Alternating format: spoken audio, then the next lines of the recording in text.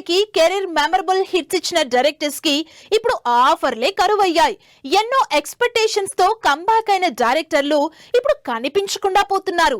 ఈ లిస్ట్ లో సీనియర్లతో పాటు చాలా మంది డైరెక్టర్స్ ఉన్నారు.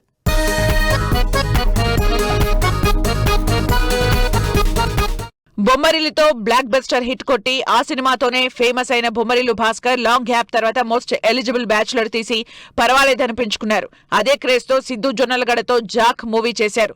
అయితే జాక్ ని అటు సిద్ధు క్రేజ్ కానీ బొమ్మరిల్లు భాస్కర్ క్రేజ్ కానీ ఫ్లాప్ అవ్వకుండా కాపాడలేకపోయాయి. ఇలా చిన్న హీరోలకు కూడా హిట్లు ఇవ్వడానికి కష్టపడుతున్నారు డైరెక్టర్లు. భారీ సెట్టింగ్స్ కి కేర్ ఆఫ్, ఒక్కడు లాంటి క్లాసిక్ మూవీతో మహేష్ బాబుకి స్టార్డమ్ తెచ్చిన గుణశేఖర్ వరుసగా ఫ్లాపుల్లో ఉన్నారు. రుద్రమదేవి తర్వాత కొత్త జానర్ ట్రై చేద్దామని 8 ఏళ్ల తర్వాత సమంతతో భారీ బడ్జెట్ మూవీ శాకుంతలం చేశారు. కంబ్యాక్ అవుదామనుకున్న సినిమా కాస్త అసలు ఆడియన్స్ కి కనిపించకుండా పోయింది. సినిమా ఏమాత్రం సక్సెస్ కాక గుణశేఖర్ కెరీర్ డైలమాలో పడింది.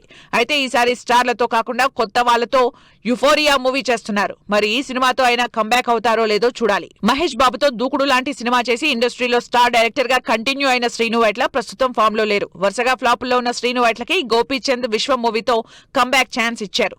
ఎన్నో ఎక్స్పెక్టేషన్స్ తో భారీ బడ్జెట్ తో తెరకెక్కిన విశ్వం మూవీ గోపీచంద్ కి శ్రీను వైట్లకి ఇద్దరికి మరో డిజాస్టర్ ని మిగిల్చింది. వంశీ పైడిపల్లి, మహర్షి లాంటి బ్లాక్ బస్టర్స్ తో పాటు టాలీవుడ్ స్టార్ హీరోలతో సూపర్ హిట్లు కొట్టిన ఈ డైరెక్టర్ అదే క్రేజ్ తో తమిళ్లో స్టార్ హీరో విజయ్ తో వారీసు మూవీ చేశారు. కానీ ఆ సినిమా ఆడియన్స్ ని ఇంప్రెస్ చేయలేకపోయింది. దాంతో వంశీ మరో ఛాన్స్ కోసం వెయిట్ చేయాల్సిన పరిస్థితి వచ్చింది.